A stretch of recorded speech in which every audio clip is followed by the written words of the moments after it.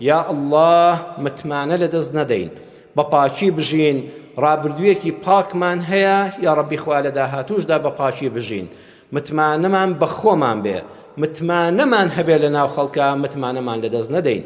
یا ڕەبی خوای پەروەردگار کوردستانمان ئاوەدان کەی، لە شەڕی ناحەزان بە دوورمان کەی، عاقبەت خێرمان کەی، شیفای نەخۆشەکانمان بدەی، دڵبەخەمەکانمان دڵخۆش کەی، گەنج و لاوەکانمان کە ڕوویان کردوتە هەندەران، ڕۆژێک ئەم کوردستانە ئەوەندە ئاوەدان بێ، ئەوەندە پڕخێر و بەرەکەت بوو بێ، ئەوەندە عەدالەتی تێدا بێ، بە سەربەرزی و دینداری و دڵخۆشیەوە یا الله بە شانازیە و بگەڕێنەوە بە دایکی نیشتیمانی کوردستان.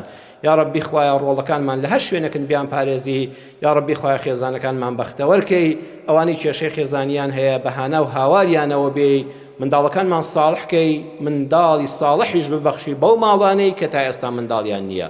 یا ئەرحەمە الراحمین، دەرگای ڕەحمەتی خۆت لە هەموو لایەکمان بکەیتەوە. آمین آمین آمین والحمد لله رب العالمين.